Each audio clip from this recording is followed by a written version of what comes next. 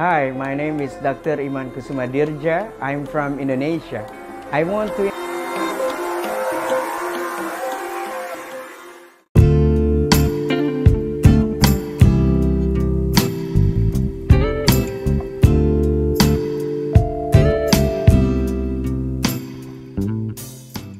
Lalu selanjutnya, nah ini juga pasien pengen solusi yang cepat dan tidak bertele-tele.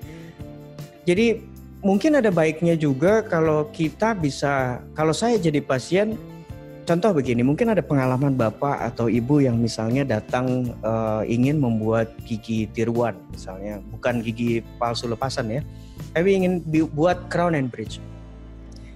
Pada saat kita datang, biasanya itu gigi dipreparasi dan sebagainya. Kembali lagi minggu depan untuk pemasangan.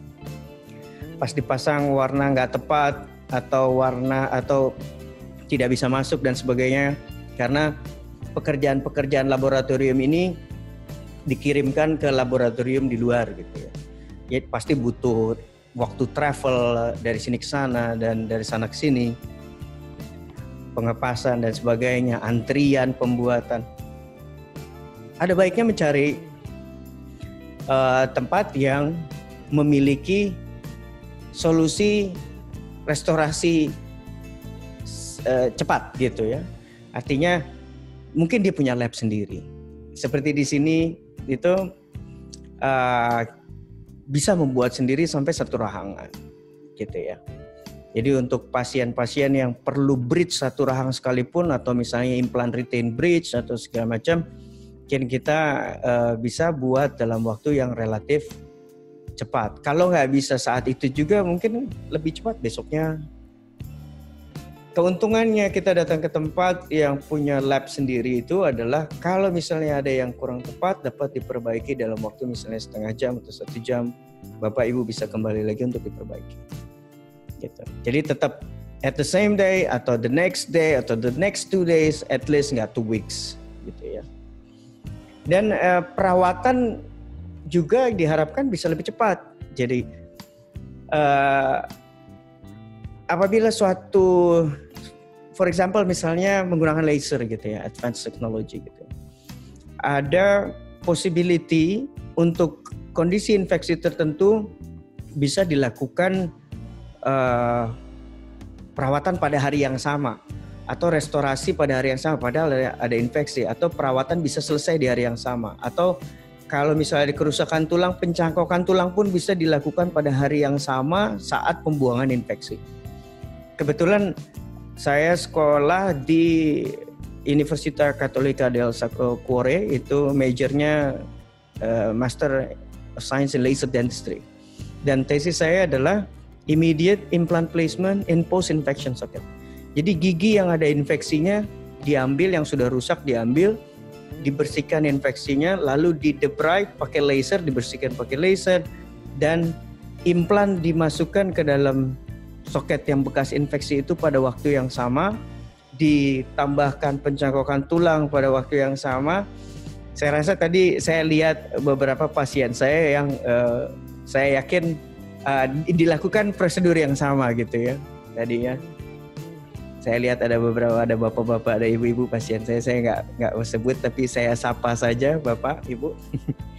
Jadi tapi memang sebaiknya mungkin lain kali sesinya pasien yang cerita kali ya, bagaimana sih gitu, emang benar bisa area infeksi itu kita pasangkan implan di waktu yang sama gitu. Mungkin nanti kalau misalnya banyak yang tertarik, saya akan bikin seperti itu. Walaupun nggak selalu semua kasus bisa ya. Tapi di tesis yang saya buat, kita pasang 40 implan di 40 site yang infeksi. Dan alhamdulillah hasilnya 99,9% sukses. Nggak bisa 100%. Gitu ya. Jadi shorten treatment visit. Kalau misalnya konvensional, misalnya kita pertama datang cabut gigi, desinfeksi dulu, bersihin, minum obat, minggu depannya lagi, setelah 6 minggu, 8 minggu, baru akhirnya kita buka lagi. It's too long, terlalu banyak visitnya gitu loh. Kalau misalnya keluar rumah itu sangat beresiko untuk tertular suatu penyakit, ya potensi kita tertular semakin banyak otomatis. Karena apa? Karena kita keluar terlalu sering. Kalau misalnya kita bisa lakukan infection, langsung dirawat, langsung misalnya contoh ini perawatan implan. Langsung dirawat, langsung dipasang implannya, langsung di bone graft atau dilakukan pencangkokan tulang, langsung diberikan gigi sementara walaupun less function, berarti kita udah cut 1, 2, 3, 4 visit. Dan waktu tunggunya harus lama. Fine, waktu tunggunya lama, tapi visitnya kan berkurang gitu. Itu maksud saya dari shorten treatment time, treatment visit. Atau mungkin perawatan saluran nakar. Infeksinya nggak terlalu berat, mungkin ya bisa cuma 2 kunjungan. Kalau nggak infeksi, laser assisted endodontic 1 kunjungan pun selesai perawatannya. Next visit udah tinggal bagaimana kita mau rencana membangun giginya. Lalu next, ini masih contoh, ini kita buat restorasi sendiri. Ini adalah crown implant contohnya. Ini juga crown implant, tapi ini bridge implant, jadi satu rahang dipegang oleh 4 implant. Jadi pasiennya nggak punya gigi sama sekali. Gitu. Tapi saya nggak akan bicara banyak soal itu. Lalu apa yang penting? Salah satunya adalah infection control. Bagaimana bekas-bekas infeksi itu nggak menular ke orang yang lain gitu. Bagaimana protokol sterilisasinya gitu loh. Jadi penting sekali diketahui. Kalau misalnya Bapak Ibu, saya rasa nggak semua dokter yang Bapak Ibu kunjungi tidak akan keberatan untuk ditanya-tanya perawatnya. Bagaimana cara sterilisasi peralatan di sini? Tak kenal maka tak sayang. Ada pepatah seperti itu. Salah satu dari yang saya bilang tadi yaitu adalah tak kenal maka tak sayang. Tanya. Jadi setiap instrumen itu seharusnya dibersihkan dulu dengan antibacterial soap gitu ya. Bukan sabun pewangi ya. Itu nggak penting wangi apa enggak gitu loh. Karena begitu di sterilize hilang pula wanginya gitu. Jadi nggak penting. Yang penting ada antibacterial soap atau soap with enzyme. Sabun yang menurut saya paling canggih membunuh kuman itu adalah sabun yang paling murah dan yang paling kita sebel baunya. Itu sabun colek. Tapi juga ngerusak alat. Tapi itu adalah sabun yang paling jahat gitu ya. Paling jahat buat kuman. Buat kulit kita aja nggak enak gitu kan. Tapi itu sabun paling jahat. Jadi kalau Bapak Ibu ke satu tempat praktek, saya bersihinnya pakai sabun colek, it's fine. Yang penting bekas sabun coleknya hilang. Ya. Jadi antibacterial soap itu yang pertama. Lalu direndam dengan enzim atau cairan-cairan yang lain. Banyak cairan di pasaran itu dan nggak terlalu penting. Yang paling penting adalah sterilisasi dengan alatnya, which is autoclave. Gitu ya. Karena ya saya percaya bahwa autoclave atau sterilisasi dengan tekanan udara ini luar biasa dan banyak published journal yang menyatakan itu gitu ya. Dan semua di alat-alat yang sudah disteril itu yang mau disteril dimasukkan dalam sterile pouch atau pack ya. Dan itu nggak bisa lama-lama tuh, 1 hari gitu. Kalau udah nggak dipakai, ya kita steril lagi harus sebelum dipakaikan ke pasien. Karena dikhawatirkan kesterilannya berkurang. Segitunya. Jadi bapak-bapak sama ibu-ibu yang hadir di sini, saya rasa harus tahu bahwa sterilisasi itu adalah kunci dari pencegahan cross contamination. Jadi penularan. Ini paling vital. Jadi cari fasilitas kesehatan yang menggunakan autoclave. Ya. Kalau saya jadi pasien, saya orangnya cukup idealis. Jadi apa yang ada sumpah dokter begini, bapak-bapak sama ibu biar tahu ya. Saya akan memperlakukan pasien seperti saya memperlakukan diri saya dan keluarga saya. Jadi apa yang dipakai oleh pasien pasti dipakai oleh keluarga saya juga. Jadi bukan buat pasien lain, tapi buat keluarga saya beda lagi. Peralatannya enggak gitu. Jadi buat pasien saya, buat perawat saya kalau lagi sakit gigi atau perlu perawatan gigi pun alatnya sama, bahannya sama. Sampai buat buat anak saya sekalipun atau istri, orang tua, semua sama. Artinya saya yakin dengan prosedur infeksi dan sterilisasi. Nah, Bapak Ibu harus begitu juga. Kritis it's fine gitu ya. Panic don't. Ya. Jadi autoclave, saya highlight autoclave. Bagaimana kalau steril panas? Steril panas oke.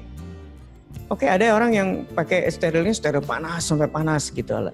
Tapi ada beberapa alat yang kalau kita gunakan steril panas itu rusak. Contoh, semua yang lapisannya plastik. Jadi kalau saya nggak punya autoclave, saya punya steril panas, yang plastik-plastik itu kalau habis saya pakai saya harus buang. Kalau saya reuse, berarti kemungkinan besar yang di steril untuk mensteril plastik dan karet itu kemungkinan cuma steril cair. Which is kalau buat saya is not good enough. Oke. Lalu ke next slide. Ini advanced safety protocols. Kita menggunakan handpiece yang berbeda untuk satu pasien dan handpiece yang lainnya untuk pasien lainnya. Jadi kalau kita di sini mau terima 10 pasien, ya saya harus punya 10 set handpiece. Tapi kalau kita mau punya 3 pasien, 3 handpiece, 3 type. Jadi increasing handpiece ini 1:5, ini adalah salah satu cara dokter gigi untuk mengurangi aerosol generated prosedur. Jadi prosedur yang mengurangi, yang menghasilkan aerosol itu berkurang. Kenapa? Karena increasing micromotor ini tidak menggunakan air, jadi bukan turbine handpiece. Biasanya konsep turbine handpiece ini begini Bapak Ibu. Bukan air ya, udara dari kompresor masuk ke handpiece, masuk ke yang buat pemutar bur itu, baru burnya berputar karena tekanan udara. Nah kalau micromotor handpiece dia tidak pakai angin, dia menggunakan mesin. Jadi otomatis tidak ada tambahan angin keluar dari handpiece. Ada beberapa research, ada beberapa jurnal yang menyatakan bahwa penggunaan micromotor handpiece ini bisa mengurangi 60-80% dari aerosol yang tercipta. Kok masih ada dok? Ya 20%-nya kan dia tetap keluar air soalnya dari handpiece. Air itu keluar karena adanya tekanan udara. Kalau nggak ada tekanan udara sedikit aja, ya nggak bakalan keluar airnya gitu ya. Jadi air tetap keluar, makanya ada potensi aerosol masih sekitar 20%.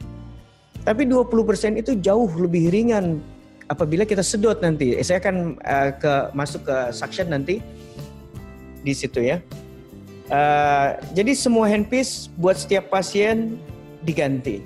Dan kita menggunakan ada 3 jenis handpiece. Ada increasing handpiece 1:5 yang warnanya merah.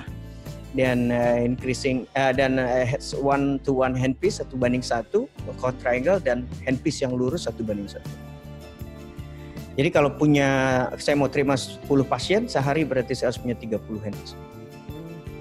Kenapa kok nggak punya 5 aja dok, di steril lagi? Bisa, tapi handpiece saya cepat rusak. Jadi saya lebih senang saya pakai sampai habis, saya bersihin bareng-bareng, lalu saya steril secara bersama. Dengan begitu saya hanya perlu sekali sehari untuk steril. Kalau handpiece ini bertahan untuk 200 kali steril, berarti saya bisa pakai 200 kali. Dan sebagainya. Lalu next. Nah ini dia. Ini adalah, jadi sistemnya quick coupling.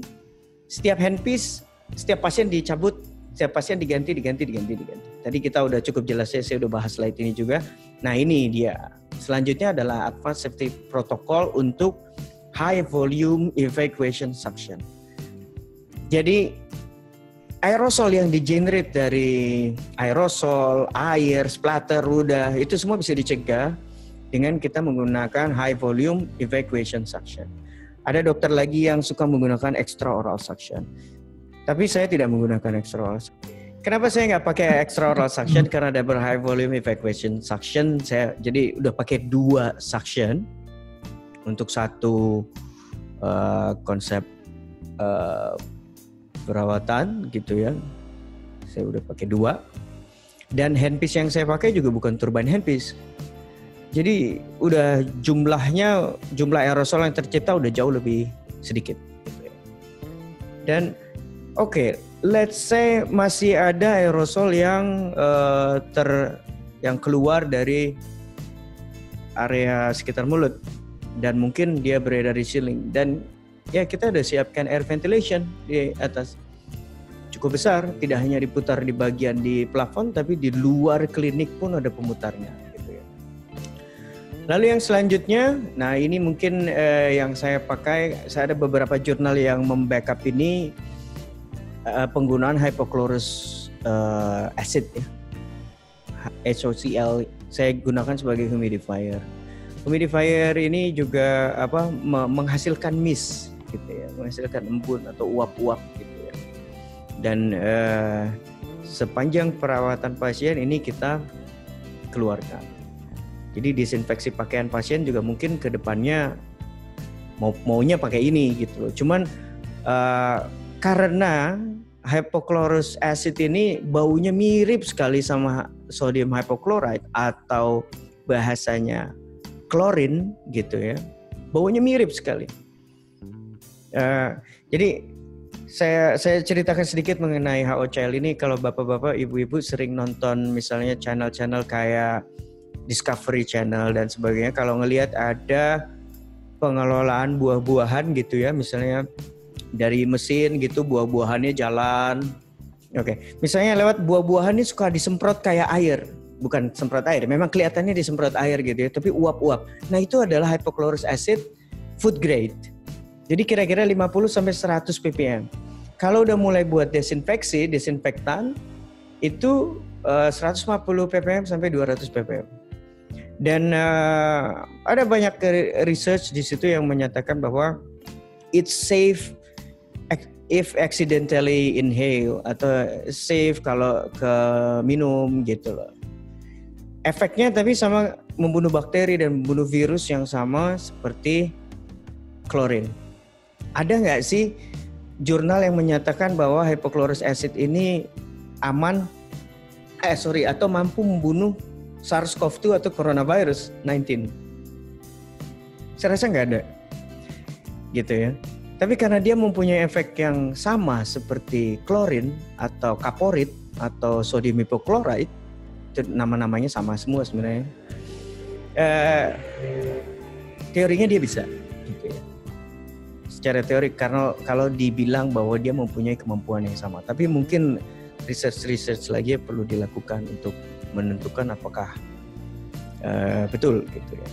Tapi yang pasti yang saya lakukan adalah seperti saya bilang, saya bukan ahli microbiologist, saya bukan ahli saya bukan virologist gitu ya. Tapi yang saya lakukan adalah safety measure. Bagaimana saya membuat tidak hanya saya aman, perawat-perawat saya atau staf saya aman, tapi pasien juga aman. Dan bukan hanya kita tenaga medis dan pasien, tapi yang paling penting adalah pasien ke pasien. Gitu loh, pasien ke pasien. Pasien yang positif kita rawat, terus dia kalau kita tidak take care gitu dengan baik, dia bisa menularkan ke pasien yang lain pada saat dia pergi kemana dan sebagainya. Jadi kita menghindari itu. Lalu cross contamination protocol. Jadi seperti saya bilang, kenapa ini masih surgical gown walaupun ini di sterile pack? Kenapa surgical gown? Karena protokol ini kita buat sebelum out. Ini protokol kita sebelum outbreak. Ya, jadi, nah yang pakai ini hanya pasien. Sekarang ini kita sudah pakai coverall, jadi penutup sampai kepala. Mungkin pasien-pasien saya yang sudah sering datang terakhir-terakhir ini mungkin tahu. Nanti saya kasih lihat bagaimana sekarang. Yang paling penting kita melihat tenaga medis, dia harus pakai face shield atau Google. Kenapa? Kita mau tenaga medis kita safety protokolnya buat dirinya sendiri bagus. Kenapa? Karena kalau mereka tidak menjaga dirinya mereka dengan baik, mereka bisa menulari saya. Kalau saya pasien, saya kan mikir gitu. Saya cari tenaga medis yang care sama dirinya. Karena dengan tenaga medis care sama dirinya, sama diri mereka dan staf mereka, itu tidak ada perbedaan.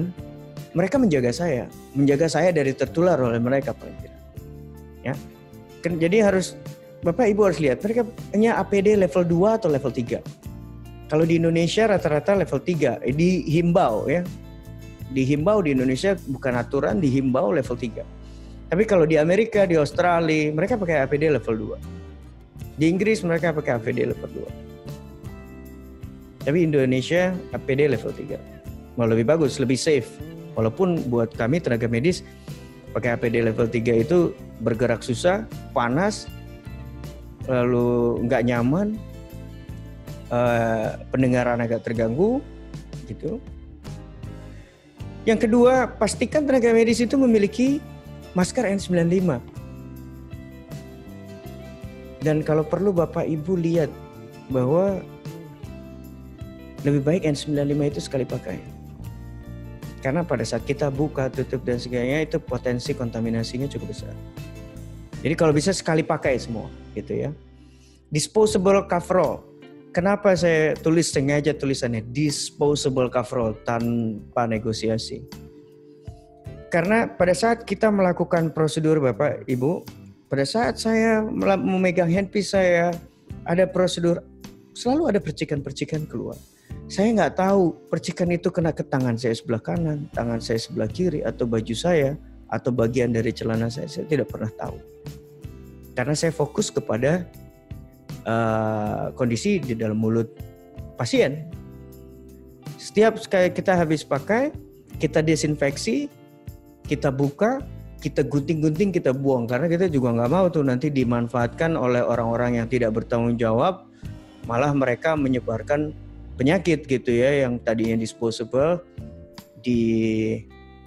kalau kayak ban itu divulkanisir gitu, udah harusnya dibuang, diukir-ukir lagi biar bisa dipakai lagi. Nah kita nggak mau limbah-limbah medis kita itu bisa digituin gitu ya. Lalu yang berikutnya adalah shoe cover. Ya ini bisa pakai shoe cover atau bisa pakai sepatu boot atau sepatu karet juga boleh ya.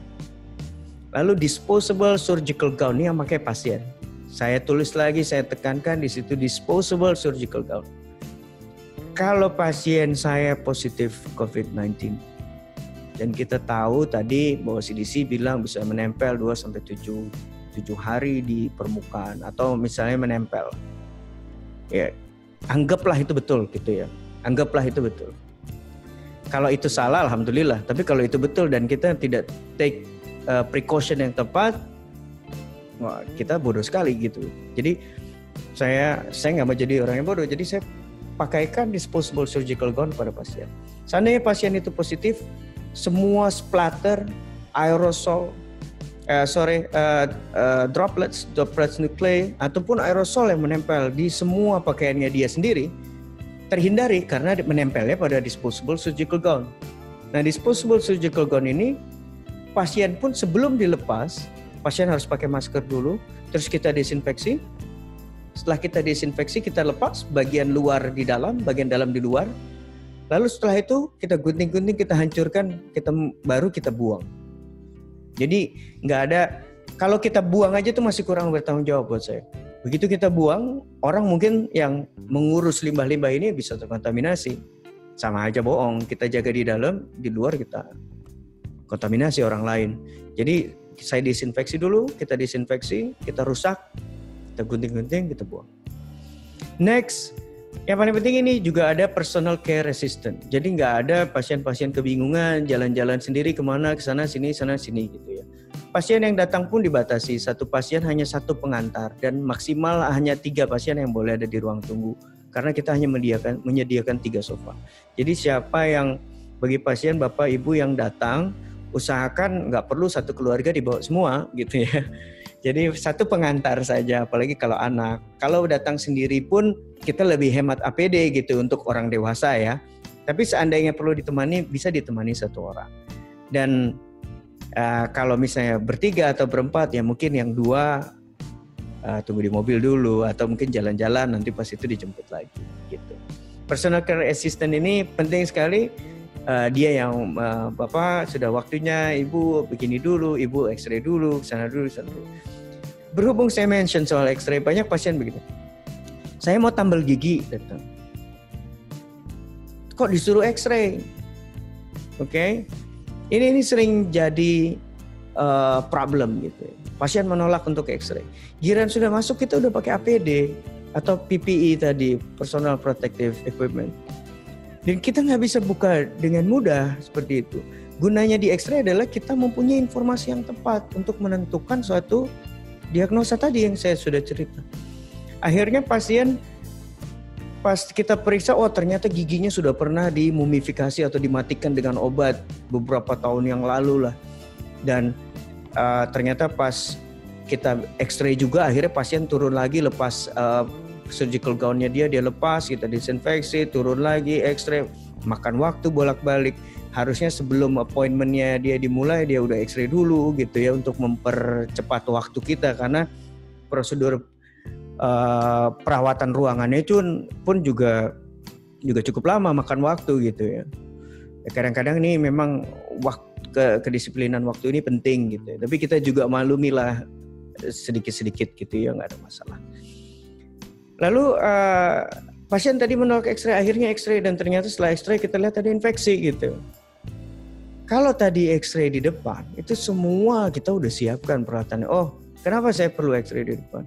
Karena saya bisa menentukan, oh ini nanti perlu perawatan sonakar. Kita kasih tahu Bapak, Ibu, ini nanti Bapak perlu perawatan ini. Karena kita lihat tandanya begini. Jadi kemungkinannya kita begini atau begini.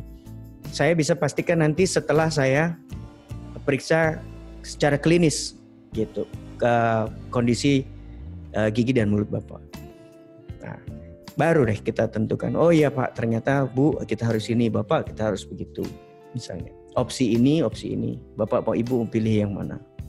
Kan seperti itu. Jadi untuk perawatan gigi dan mulut saya jelaskan sekali lagi pentingnya X-ray. Ya. Lalu next, manajemen sistem pasien. Ini penting sekali, integrated technology system. Jadi data pasien, foto pasien, ronsen pasien, pengelolaan data itu penting gitu ya. Jadi ada hard copy, ada soft copy.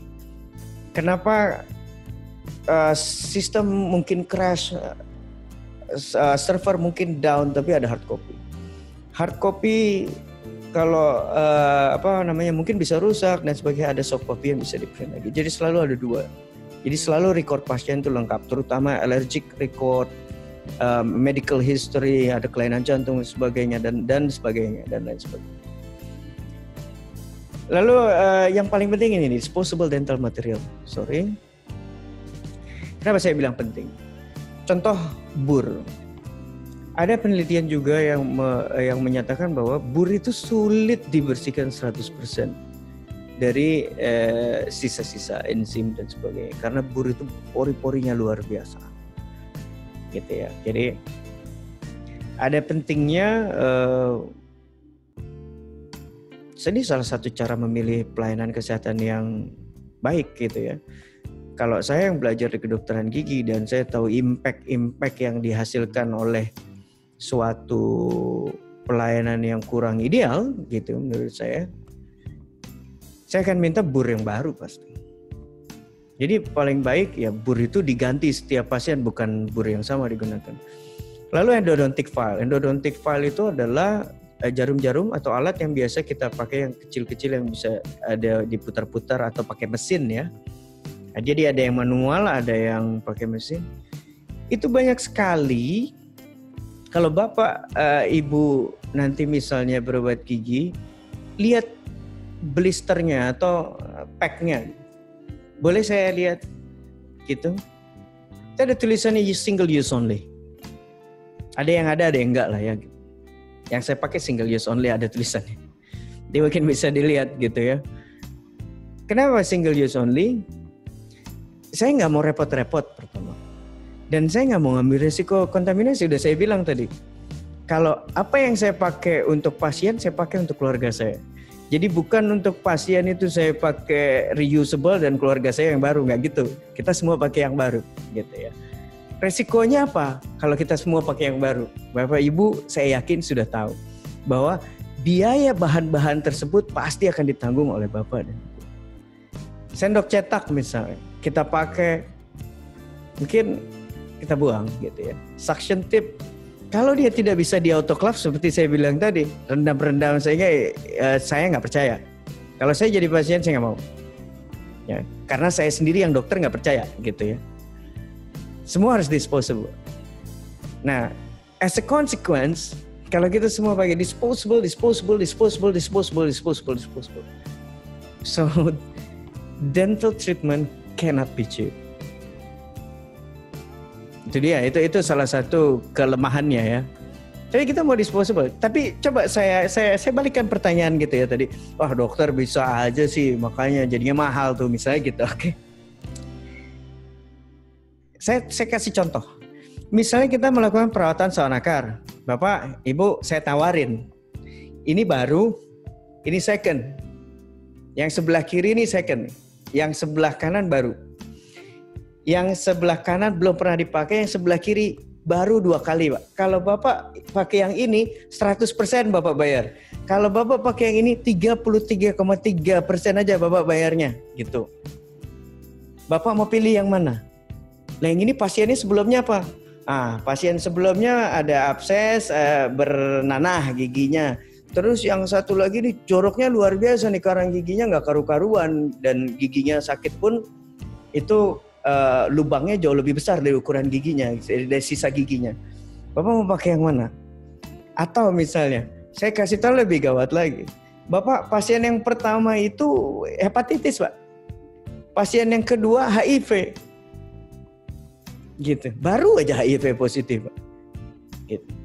Nah, ini kalau Bapak mau pakai yang di steril ulang, dibagi 3, Pak. Karena dibagi 3, ini udah dibagi 3, Pak, biayanya. Saya yakin Bapak, Ibu nggak akan mau. Karena saya sih nggak mau gitu ya. Kita nggak tahu riwayat sebelumnya bagaimana, dan I don't want to take risk. Dan seperti saya bilang, saya nggak kompromi sama sekali soal keselamatan tenaga medis dan keselamatan pasien. Next, nah ini dia transformation ya in dentistry ya. Kita bisa lihat, nah ini dia, ini coverall ya. Ini yang saya bilang tertutup semua. Kita bisa pakai N95, itu kalau perawat saya senangnya pakai double tuh, udah pakai N95 pakai surgical mask lagi. Saya nggak kuat, saya capek gitu ya, cepet capek kalau makanya saya pakai respirator mask juga ini 7502 atau berapa gitu ya, half face. Kok pakai ini area breathe saya lebih besar karena dia lebih keras, jadi nggak menekan ke hidung saya bolak-balik. Dan ini pun saya modifikasi, jadi pas saya mengembalikan udara yang keluar dari mulut saya itu tidak bisa kena langsung ke pasien. Oke, ini dia kalau Ibu Bapak mau screen capture, mau tanya informasi lebih lanjut, misalnya yang belum pernah bertemu saya atau belum pernah mau tanya-tanya, bisa email ke asim.imankusumadirja@gmail.com. Lalu ini channel YouTube saya Iman Kusumadirja, jadi ini di-record dan nanti bisa dilihat ulang. Kalau lupa tuh Dokter Iman bilang apa ya, bisa dilihat di situ nanti begitu saya udah publish. Dan untuk info-info mengenai perawatan gigi itu gimana sih standarnya atau apa, bisa lihat di Instagram saya Iman Kusumadirja. Dan ini website ya, ini belum ready, saya lagi bikin. Nanti Bapak Ibu bisa lihat informasi di sini, tapi sekarang karena baru saya bikin jadi udah ada, cuman belum bisa diakses informasinya. Dan semoga kalau memang ada cukup waktu, karena saya juga lagi mau ujian tesis bulan ini, jadi online ujiannya. Mungkin setelah itu saya akan bagikan e-magazine. Jadi email ke saya di as.imankusumadirja@gmail.com kalau Bapak dan Ibu ingin dapat e-magazine free. Di situ ada pelayanan, saya akan bicara mengenai perawatan sawan akar, saya akan bicara ini itu standarnya bagaimana gitu ya. At least according to my opinion. Ya. Jadi saya rasa presentasi saya sampai di sini.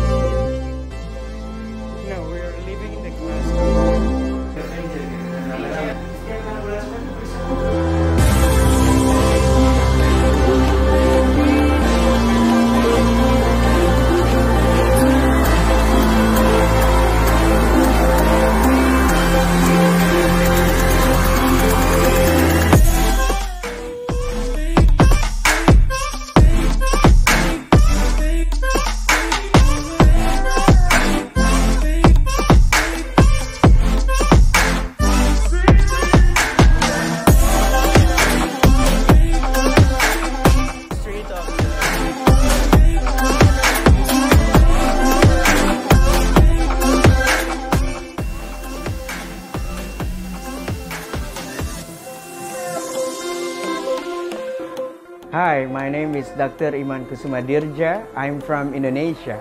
I want to